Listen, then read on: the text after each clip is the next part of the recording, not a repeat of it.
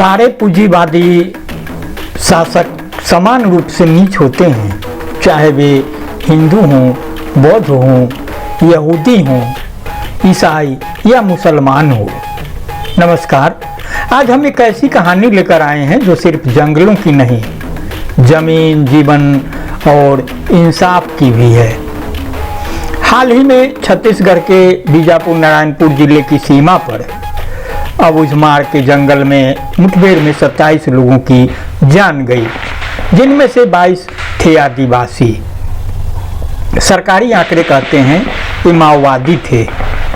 सरकार कहती है बड़ा ऑपरेशन, मीडिया कहता है बड़ी जीत, लेकिन कोई यह क्यों नहीं पूछता कि क्या ये सभी बंदूकधारी थे, क्या सभी युद्ध में शामिल थे, या फिर कुछ सिर्फ जंगल में रहने वाले विरोध करने वाले लोग थे। यह सिर्फ एक ऑपरेशन नहीं था, यह हमला था उस आवाज पर जो खनिज लूट के खिलाफ खड़ी थी। यह हमला था उस जीवन शैली पर जो जंगल के साथ जीती है, न कि उससे काटकर मुनाफा बनाती है। आज पूंजी के सामने इंसान हार रहा है। जो आदिवासी पीढ़ियों से जंगल बचा रहे हैं, उन्हें ही विकास का दुश्मन बताया जा रहा है।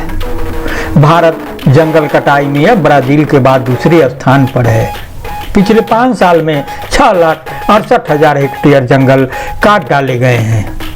आपको यह जानकर हैरानी होगी कि इन जंगलों की रक्षा वही कथित माओवादी या आदिवासी कर रहे हैं जिन्हें सरकार आंतरिक दुश्मन कहती है, जिनकी मौत पर जश्न मनाया जाता है, गोया कोई युद्ध जीत लिया गया हो।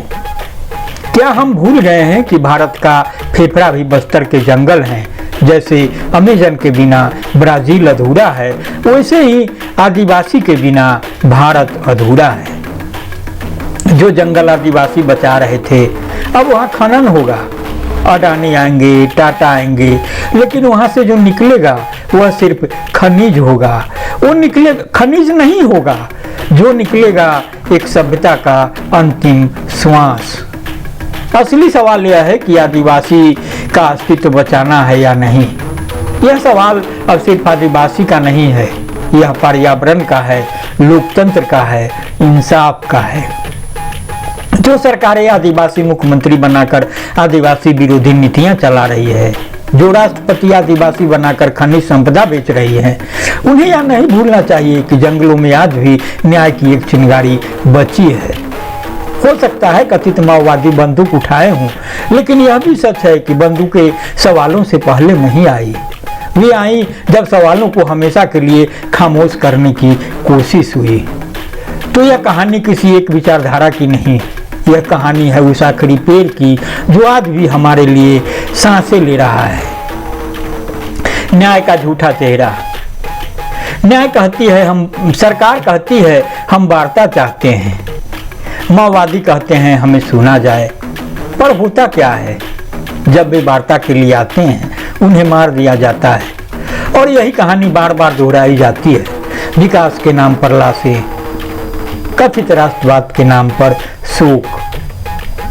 तो यह सिर्फ बंदूक की लड़ाई नहीं है, यह जमीन की लड़ाई है। हंसदेव अरण्य को याद करें। गढ़चिचौली में अब तक 1 लाख पेड़ काटने का आदेश जारी हुआ है। ये जंगल भारत के फेफड़े हैं, जैसा कि मैंने पहले कहा। तो जब आदिवासी मरते हैं, अखबार नहीं चीखते। जब जंगल कटते हैं, टीवी नहीं रोता। जब माओवादी कहे जाने वाले विरोध करते हैं, हम उन्हें देशद्रोही कहकर भूल जाते हैं। लेकिन जो जमीन आज उजड़ी, कल हमारी छत गिरा देगी। जो जंगल आज कटा, कल हमारी सांस रोक देगा। माओवादियों को आप गलत मान सकते हैं, हिंसा को आप नकार सकते हैं, लेकिन यह नहीं नकार सकते कि यह एक पुकार है इंसाफ की, जिंदगी की।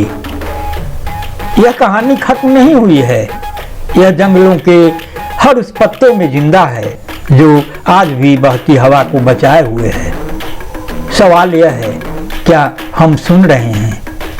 यह सिर्फ एक आंदोलन नहीं, एक सांस है।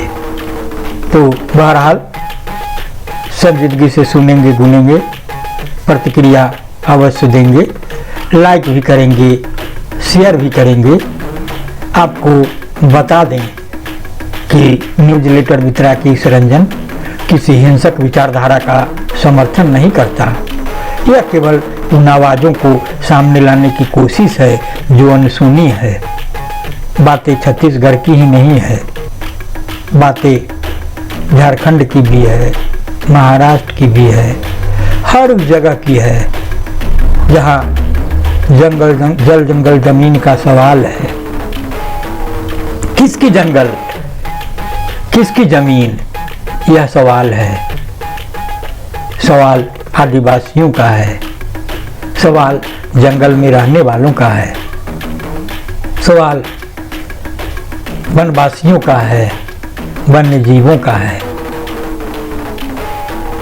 सवाल हमारे आपके भविष्य का है। तो बहरहाल इतना ही। नमस्कार।